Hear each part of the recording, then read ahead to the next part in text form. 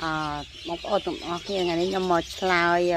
បងប្អូនមួយគាត់សួរថាគាត់ខមមិនសួរថាតើរបៀបមើលពងមាន់ខូចមើលទៅវាមានរូបរាងបែបម៉េចចឹងណាចឹងតោះបងប្អូនទៅមើលទាំងអស់គ្នាហើយ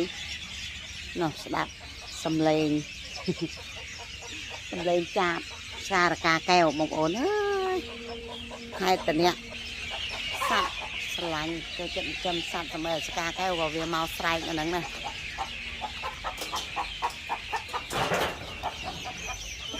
សូម្បីតែសារកាកែវនោះបងប្អូនមើលនោះ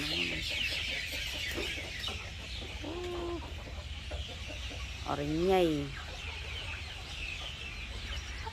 តោះបងប្អូនទៅមើលពងមាន់ប្រាប់របៀបបងប្អូនមើលពងមាន់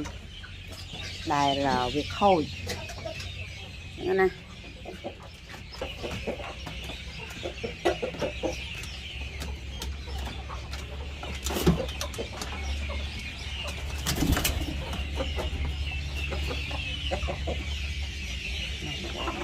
នោះឡើយយើងមើលស្បុកនោះមើលតើវាមានខូចដែរឬទេ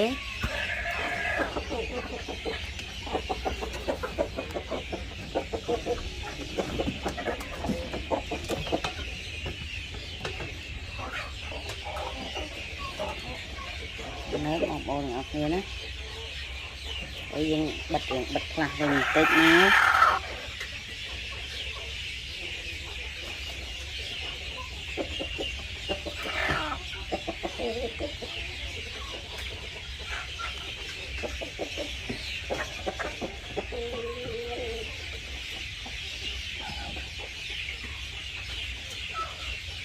នេះបងប្អូនមើលមកចំគឺឃើញខូចតែម្ដងនេះមានរូបរាងយ៉ាងចេះណាបងប្អូនកាមេរ៉ាឡើងខ្ពស់បន្តិច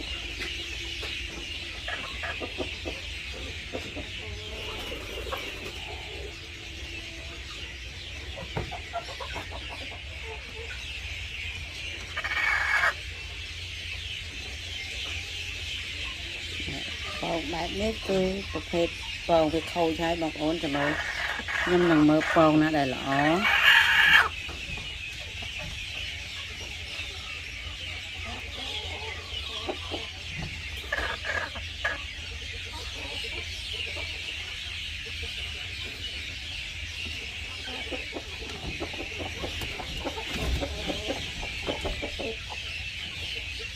នេះបងប្អូនពងមាន់ដែលវាល្អគឺវាមានតែសាយឈាមអញ្ចឹងណាបងប្អូននេះ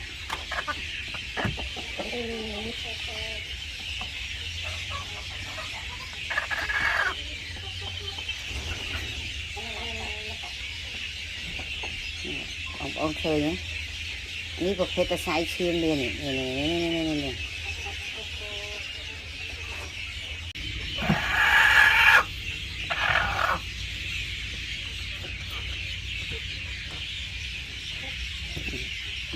ពងនេះគឺពងដែលកូនល្អហើយនេះបងប្អូនមានន័យថាកូនហើយនេះបងប្អូនចំណាំមើលគឺវាមានតែសាយឈាមក្រហមនេះតែសាយល្វីមហ្នឹងណាដូចតែសាយដៃយើងអញ្ចឹងណាយើងមើលដូចក្នុងរបៀបទៅក្នុងសាយដៃយើងអញ្ចឹងនេះយើងឃើញសាយល្វីមអានេះគឺប្រភេទពងដែលវាមានកូនហើយកូនល្អអញ្ចឹងណាកូនអត់ងាប់អត់ខូចអញ្ចឹងណាមើលហ្នឹងហើយនេះគឺប្រភេទពងដែលវាខូចបងប្អូនណានេះពងខូចគឺវាមានរូបរាងអញ្ចឹងបងប្អូនឃើញទេវាមានរូបរាងបែបនេះឯងគឺវាអត់មានសរសៃវាអត់មានអីទាំងអស់ហ្មងខាស់ហ្មងវាអញ្ចឹងបញ្ជាក់ថាពងនេះគឺខូចហើយនេះពងនេះក៏ខូចដែរបងប្អូនឃើញទេនេះវាខ្មៅរោចឹងហ្មងមកកណាត់ទៅវាខ្មៅវាមានសរសៃឈាមនេះទេគឺវាខ្មៅហើយមកកន្លែងនេះគឺវាថ្លាចឹងហ្មងអញ្ចឹងអានឹងបញ្ជាក់ថាពងនេះគឺប្រភេទពងខូចអញ្ចឹងបងប្អូនបងប្អូនម្នាក់ដែលគាត់ខមមិនសួរថារបៀបមើលពងខូចរបៀបម៉េចគឺមើលរបៀបហ្នឹងណាបងប្អូនយើងចឹងបងប្អូនសាកអនុវត្តមើលអនុវត្តសាកធ្វើខ្លួនឯងមើលណា នេះកូនដែលវានៅល្អនេះបងប្អូនមកនេះក្រាបបានល្អនេះមូលហេតុដែលខ្ញុំមន់ញោះឲ្យខ្ញុំតែងតែយកសបកចេញដោយសារវាអញ្ចឹងវាចូលអញ្ចឹង